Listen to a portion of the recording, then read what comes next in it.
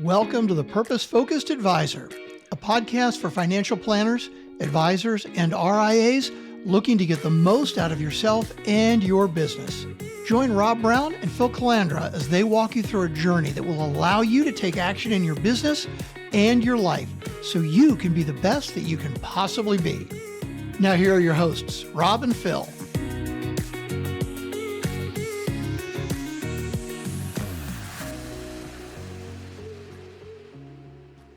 Welcome back. It's time once again for the Purpose Focused Advisor podcast. I'm Rob Brown, along with my co-host, Phil Calandra. And today we have as our guest, John Browning of Guardian Rock Wealth. Welcome, John. All right, great to be here on the newly named podcast. So yes, this is great. So this is episode 72. But only episode 4 with a new format. So there's something old and something new about what we're doing here. But right. let's jump right in. John, give us a little background. Kind of tell us about you, your business, and kind of how you got to where you are, because you spent a lot of time on Wall Street. Yeah, it's been a little bit different journey than people I think expected for me. If you would have known me during my early adolescent years, this was not an expected path. I grew up in West Virginia and was a solid C- student until it came time for the whole college idea, and it was suggested heavily that I not go to college. But I decided to try that anyway, got in under academic probation, sort of learned how to study, and eventually graduated and moved to Chicago, where I couldn't buy a job. It was a tough market. I'll give you my age, kind of, is back in the early 1990s, 1991. And I managed to land a job, Morgan Stanley, how can I help you, please? About 100 and some odd times per day on the service line. And from there learned that if you just volunteered for every special project, eventually you could get in front of the right people, do the right jobs to learn what you needed to learn.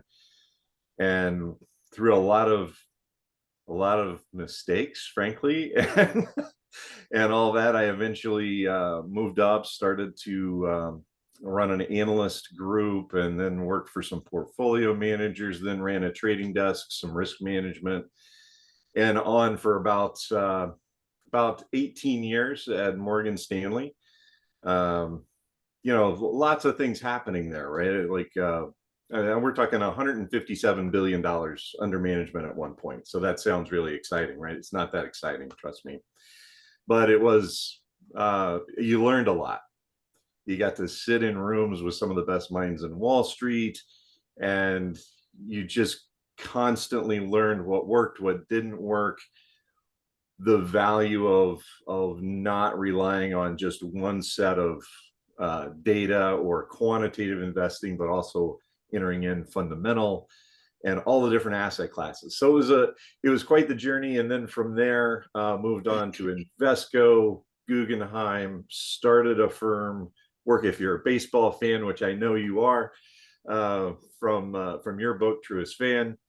I got to work with Tom Ricketts for about 5 years in a firm that he owned, and that was a unique and wonderful experience. Getting to watch baseball games with the owner of the team was kind of fun, and found out that billionaires are just regular people too. So did that for a while, and then he sold that business that I built for him to Nuveen, so stayed there for a while, and then eventually decided, hey, I really want to do what about halfway through that career, 9/11 happened, right?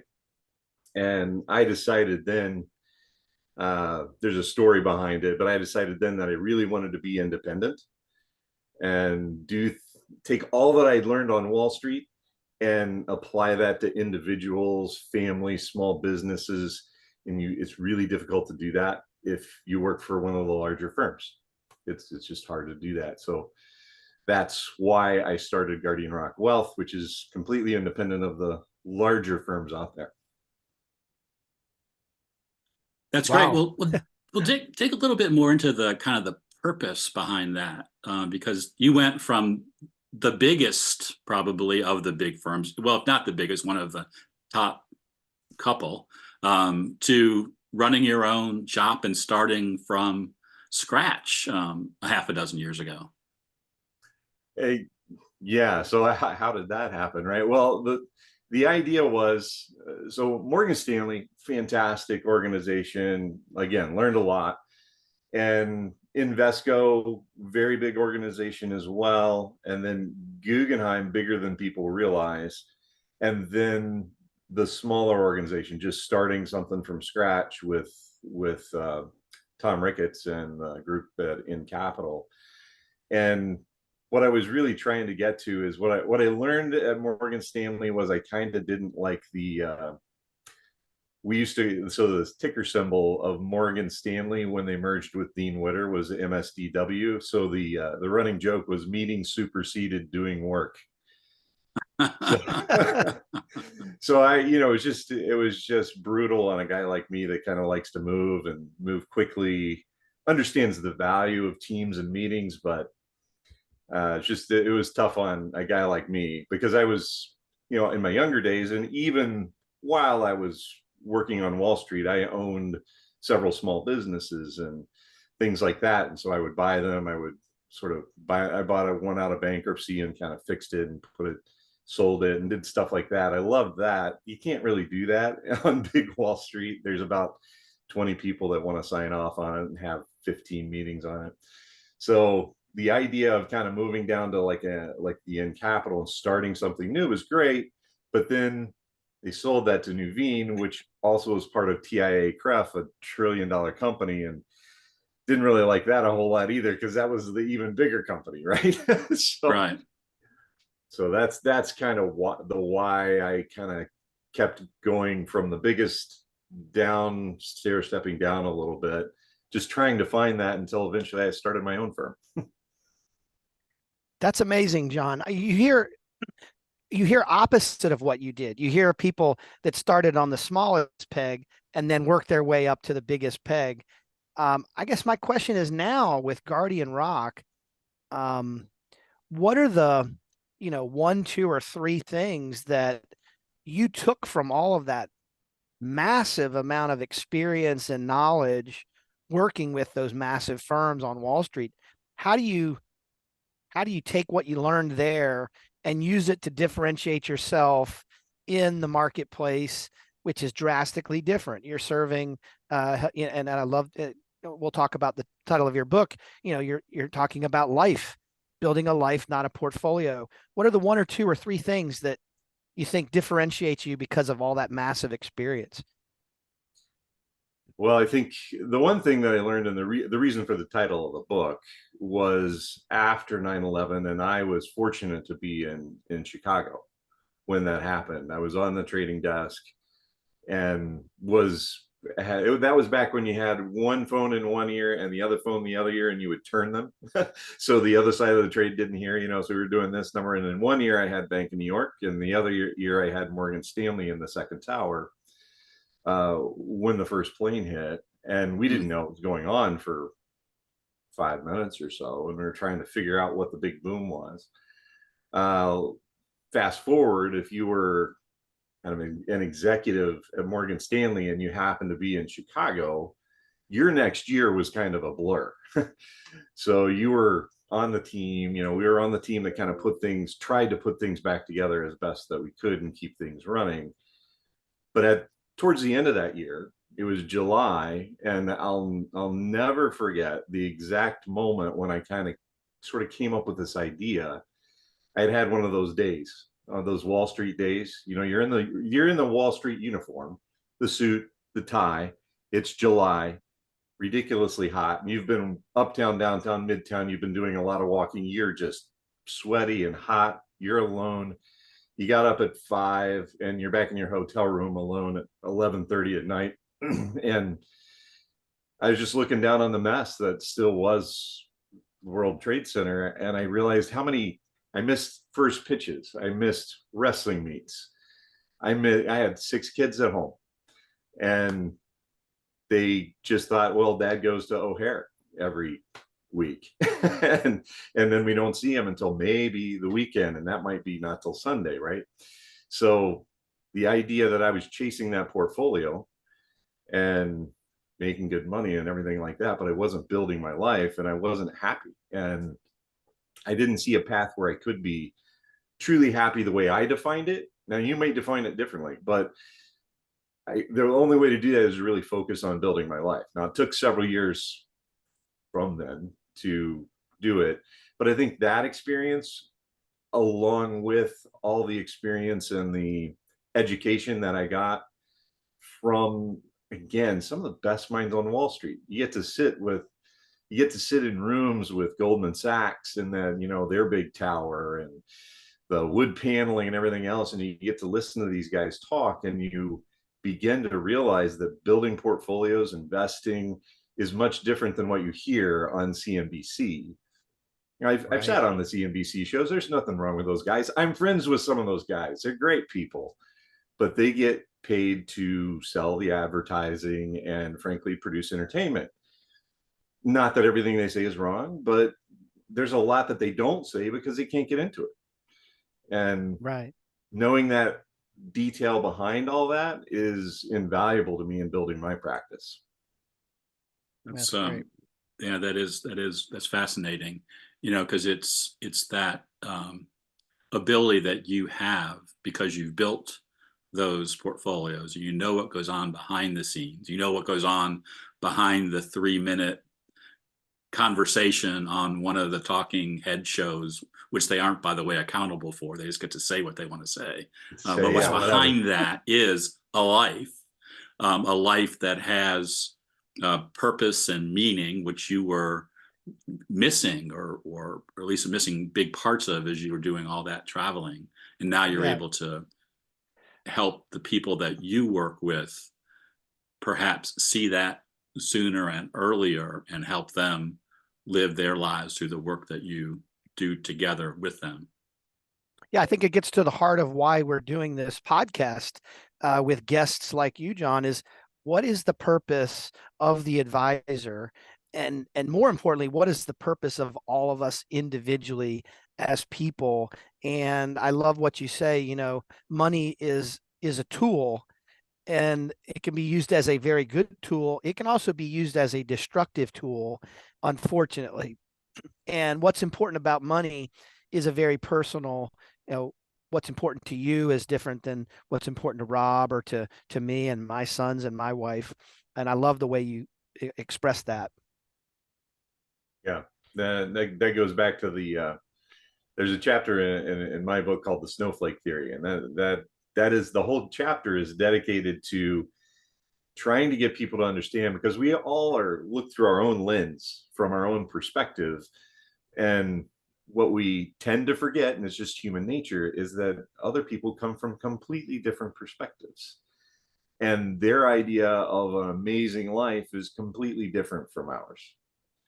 So true. It's just hard for us to understand that. You've really got to concentrate on being open to that and letting people decide for themselves what their best life is. Yeah, we've had both on this podcast and separate from this, we've had some conversations with people recently who have really taken life planning to a new level in their practice, and they are totally blown away by how much they're getting to know about longstanding clients that they didn't know before because they didn't ask some of those questions, but also how much freedom is giving them in their business because they now know that they're helping their clients work on those things that really are important in life, and pulling them out and getting them to talk about that. So I'm guessing that's a big part of what you do in working with your clients is they don't walk up to you and say, this is my life plan. No. They have some breadcrumbs that might be leading them there, but you help pull that out through your process. Yes. As a matter of fact, my first meetings, generally I have very little there. We'll talk about their finances and their situation, but I'm always trying to steer it back to them as individuals. And I ask, I tell them in advance, I'm going to be the 2-year-old in your life for just this little time here. You know how 2-year-olds always say, why is the sky blue? I'm going to ask you why probably like 5 or 6 times, to the point where eventually you either get really annoyed with me, or you start laughing about it, because you get deeper and deeper into why is it that you want $10 million or $1 million or whatever it is that you think is going to create happiness in your life. I love that. And we see that all the time in talking to advisors as they're growing their practices. You get these arbitrary kind of numbers like, I want to be $1 million producer. I want to have $1 billion in AUM. And there's nothing wrong with those aspirations, but those aspirations become much more real and easier to accomplish when they're backed up by that why, that purpose. Because I guess we could probably write a book, build a life, not AUM. Because yes, you could. yeah, because I think that is that's something that hopefully the folks on this podcast are thinking about as they're growing their businesses. Yeah. And I think that ties into, and I'd love you to expand on this, John. You made a comment when we were talking previously of beware of becoming a poor rich person. Dig into that a little bit. Why do you say that? So I'm sure most of us have heard the analogy, you know, what's a poor rich person? And I run into them on a shockingly frequent basis. And I worked with a whole group of them when I was on Wall Street. And they have money, they have cars, they have whatever they think will make them happy, right? They have a boat. Here I happen to be down in West Palm Beach in South Florida, and the amount of $100 million yachts that are sitting out there is just blows my mind. And yet you run into, not all of them, but you run into them and you find out that they are just miserable. They don't know what they want. They keep thinking the next dollar is going to get them what they want, and yet they're literally depressed. And you will also find that they have that super nice car, right? I used to work with one of the traders that worked with me on Wall Street, and he would say, "Oh man, that guy makes more money than me because he's driving that Lexus or that Corvette or whatever." And I'm like, "No, he may not be." And actually, being a senior manager, I actually knew what some of their take-home pays were, and they weren't making more than him, but they were in more debt than he was. Right. And again, there you go, that idea of, man, there's some people who look really wealthy on social media or in their nice cars that are in so much debt that they're miserable. They don't know where's their next dollar coming from. Yeah, that's so true. So John, when you're working with a client and I love what you said, the first meeting, you may not even get into much of the financial picture. You're going to ask a lot of questions and the 2-year-old response of why. When you're working with your clients, when you recognize that somebody is the rich poor person, or the poor rich person, I should say, how do you counsel them? What would you say to, as a wealth manager, your role is there to help build them up, help coach them up, help them make better decisions, better choices. What do you do for that poor rich person in your position? So inevitably, if you run into one of those types of people, right, they are convinced that the better their return is, the happier they will be. And so I might start by asking them the question, well, if we could say we could double your money, I'm just say we could do that in the next 10 years, what would change in your life? what would you do? And they start talking, generally, they'll start talking about, well, I quit my job, I buy a bigger boat, or I buy this, I buy. And then we get in the back, I go back to the most powerful 3-letter question. Well, why? Where would you go on that boat? Why do you think that would make you happy? And the idea is to start bringing them back to try and get them back to what makes them happy. Is it their kids? Or is it their spouse that makes them happier or makes them unhappy? Right? I mean, what is it that is causing this? And you just start. It's questions are the most powerful way to get there, but it has to be their idea. You can't just tell them, "Hey, you're a poor rich person," because I can tell you're miserable, and they may even agree with me, but they will never believe unless it's their idea, unless they answered a question that gets them to realize in their head and in their heart, right? That hey, wow, you know what? That isn't bringing me happiness. What would it be? And unless Yeah. they answer the question, you'll never get there. Yeah. So good. Yeah. Yeah, no, it is so good because, sometimes as we are coaching or working with advisors, so like, what's the magic trick for closing a sale? What words do I use, to close the business? And I say Can you tell it's me those, by the way? yeah, I'll be happy to tell you what they are. It's what your client tells you they want. If you can help that person understand what makes them happy, what will really make them happy, and tell them that that is then your job to help them get that happiness, the deal's done because you're selling them with their own words. It's not some sort of magic bullet. And I think that's why the why question is so important, because it does let you get deeper and deeper into that. And uh, I can't tell you how often that is missed, as really successful advisors are building their businesses, because their sale for a long time is really just about performance. We have the best funds, or we can deliver this portfolio cheaper than somebody else, and it's all about arbitrary numbers that don't really resonate with somebody, for the long term. But that why question and attaching that really helps. Yeah, yeah, it is. It's always interesting, to get their goals, right? Their first goals. And like I've got one client that their goal is, I just need to get to 10 million. I just need to get to 10 million. Okay, well, why is that?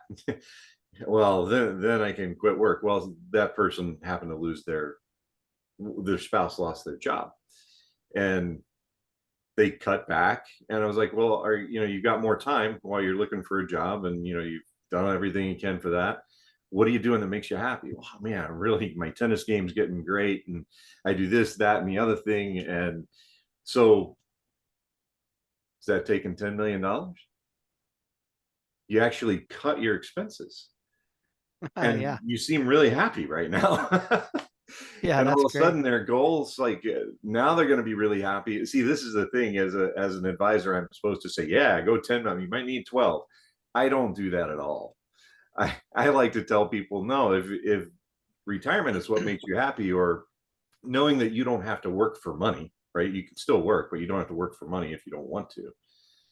If that makes you happy, well, then let's figure out the minimum amount that is, that you can sleep at night, and how your cash flow would work to make that happen. And see, I get geeked out and excited about that. That's so great. So Yeah. in your book, one of the things I noticed, you talk about why you should trust a financial advisor. So I'm interested in your paradigm shift. Very few people trust Wall Street. Yes. You hear that all the time, and financial advisors are sometimes put in the same category or pool as used car salesmen. So, uh, tell me about that. Why should people trust John? Yeah, that's a So I read a couple articles that basically put financial advisors in roughly the same category. And sorry to any used car salesmen that are out there, put us right in that category. It's one of the lowest trust professions that you can have. And unfortunately, my experience is that there's really good reason for that. I think it might be getting better. And what I really hope people understand is that there are some phenomenal, wonderful financial advisors out there. I like to think I'm one of them that really do have the right experience and are trying to do the right thing for you, the client. And the problem is that many times I'll get the clients that had one of those financial advisors that maybe was just, oh, great, I'll put them in 5 mutual funds and walk away and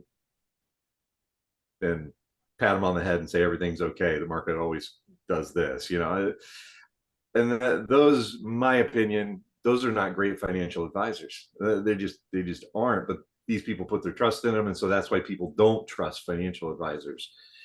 I guess my advice to people is to really listen to what their financial advisor is saying, right?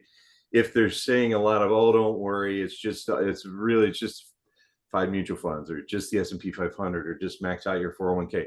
If everything's just do this, or everything's oversimplified, I like to simplify it as much as possible, but do not oversimplify, right? If it seems like it's too simple, it probably is. You should probably look for another financial advisor. I don't know if that answers your question, but I'm part of a group actually of financial advisors. They say good advisors finish first, and it's up to like 120 of us, and it's an online forum, and there's no way I'm going to know everything, right? There's just no way. So we go out on this forum, and we're, hey, you know what? I ran into this. What do you guys think? And it's these we don't let any bad financial advisors in. And we believe that the pie is big enough for all of us. We support each other, and there are great financial advisors out there. Just the trick is, you got to really pay attention and select your advisor carefully. This is like selecting your surgeon. You wouldn't, or I wouldn't, just sort of walk in and say, yeah, I need open heart surgery. Who's a surgeon?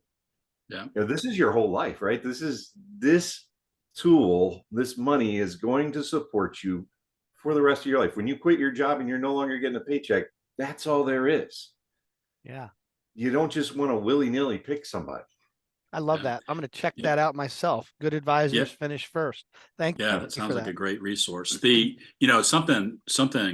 that you said that I think is really important for our audience to think about is, Phil and I, and John, I'm sure you are too, consider ourselves to be advocates for those financial professionals who give good advice and really care for their clients. And we do that from the perspective of the real value that a financial advisor can deliver, and the impact that they can have that can last generations. And sometimes when I'm talking to an advisor, and they could have $300 million under management, and you start talking to them about their clients, they don't know their clients.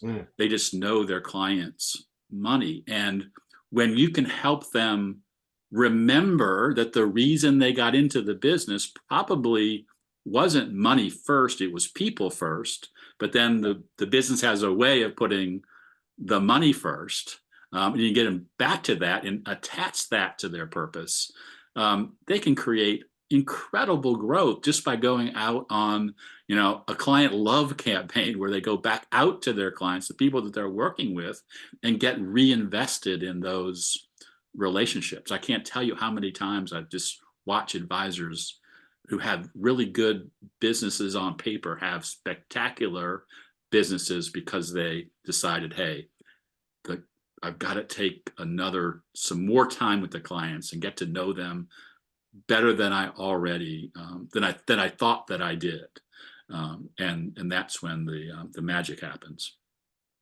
So, John, we're probably getting close to needing to land the plane, but there are a couple of other really important questions that I want to ask you, and maybe we'll just kind of keep the answers a little shorter. You have a podcast, building your life podcast, Mhm. but you also wrote the book, as we mentioned, Build a Life, Not a Portfolio. Mhm. Why the book and why the podcast? So the gentleman who helped me put the book together, because I had like the book in my head, and it's very difficult to write a book, especially if your mind is going 500,000 miles an hour, right? Like mine tends to do. And he said, well, it sounds to me like you're really talking about people's lives even more than their money. And then hence the idea of build your life, not a portfolio. So you really need to write some of this stuff down so people can see what you're all about, maybe even before they do business with you, or even if they don't do business with you. So writing the book, and then he's like, now you know what, you've got so many ideas and you think about things so differently and so much more broadly than a typical, maybe a typical advisor, if I can say that, Yeah. does, because we really look at everything. Yeah. um she's like, why don't you start a podcast that gives some value? It's, there's no charge to it, it's just it gives some value. And over time, I think we're at episode 200, I don't know, 200 and something. And so when people come to me with a question, I said, listen, I can explain this to you in more detail. Let me send you a link to XYZ podcast that covers that topic. It's kind of like there's an app for that. I probably have a podcast for that. Right. Yeah. Well, that's awesome because the book, and I know that you work with Michael Delon of Paperback Experts Right. in pulling that book out, and he considers himself to be the credibility coach. But Right. creates a great deal of credibility to write that book and actually stopping to do it. And so many advisors don't do it. I feel lucky that I have many of my clients who have taken what they've learned and written books. I think that's really can be an important tool. But then to be able to do the podcast and have that library of material that helps answer questions that you're getting asked, and be able to show real life examples, I think that's really a great tool. And obviously that's part of what we try to do with this podcast for advisors. Second to last question. I know that you listened to my book, Truest Fan, Live, Love, and Lead with Purpose and Impact. And you asked me to make sure that I asked you why that book resonated with you. And most of the listeners to this podcast know that the Truest Fan is out there. Yeah, so I like it because one of the things that I try and do with my clients, and I really try and do in my life, is I call it to build your personal board of directors, right? So is when I was a senior level manager on Wall Street, I had a group of people around me, right? And then we would discuss what needed to be done, and then they would go get it done in their particular areas. Well, why not have that as your own personal board of directors? And the idea, it is so rare. As when I was listening to your book, it is so rare to have a truest fan. When you find one that really is one, hold on to that person, treat that person fantastic, and be their truest fan yourself, because they are a absolute gem. And I just love the way the book was put together, and it was a reminder that, hey, you know what, I haven't talked to so and so in a bit. I need to make that phone call. I need to stop by. I need to do more than just a quick email or a text. And you are so much stronger yourself, and you can do so much more good in the world, depending on your perspective and what that is. I don't judge, right? But you can do so much more as a group. There is, like I said before, there is absolutely no way that you know everything. Some people think they do. There's absolutely no way. But if you've got a group around you to support you when things aren't going great, that's invaluable. And also to encourage you when things are going great, and then to give you solid advice, be honest with you. I mean, that's what your book, I think, to me, was all about. So I Well, would encourage everybody to read it. Yeah, well, I appreciate your saying that, because obviously we love it when people buy copies of The Truest Fan, and it is really a recipe for building a group of people around you who you are their truest fans, they are your truest fans, and together you can get a whole lot more done than if you try to do it on your own or you just have those half-hearted relationships. Phil, I've been hogging the mic. Before I ask my very last question of John, anything else that you wanted to chime in on to make sure that we cover the gamut? No, I think this has been fantastic, John. It's been great to hear your perspective. So ask away, Rob. I'm enjoying this as a listener. Okay, well, we're touching down. John, tell us how the best way for people to get to know you and to learn about the things that you're doing, because we love to see our audience members connect. But also sometimes people will listen to this podcast and say, gosh, I've got this person down in Florida who needs an advisor, and I just heard John on the podcast.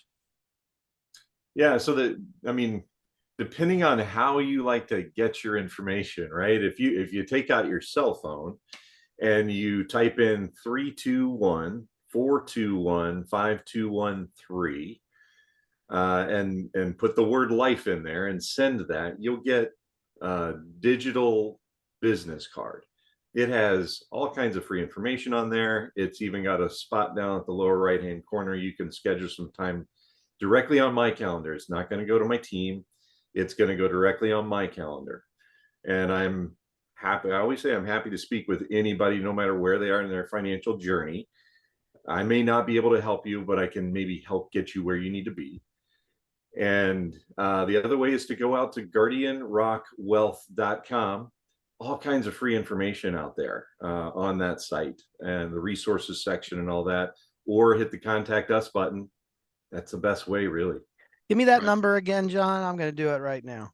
All right. So it's text the word life to 321-421-5213. Life. Got it. Awesome. I'm in your inbox. All right. Sounds good. That's a great, I've not worked with any advisors who are doing that. So it's a neat tool that maybe we can explore a little bit. But also I want to tell the audience that buy a copy of John's book. A lot of great ideas. Whether you're a potential client of John's or another advisor thinking about how do I help my clients build lives and not just portfolios, you can get to the book through the Guardian Rock Wealth website, and there's also a link out to John's podcast. And of course, if you look at the show notes, you'll see those links as well. But John, we really appreciate having you on the show. When I stop and think about our guests at the end of a conversation like this, I always like to point out something that I really appreciate. And I really appreciate the fact that you are such a genuine person who isn't just writing a book about building a life and not a portfolio. You're living that in a way that you really believe that. And I see that in the way that you talk about yourself and the way you talk about serving your clients. And I just think that's something that needs to be saluted. And with that, let's bring it to a close and remind our audience of two things. Number one, we are rooting for your success.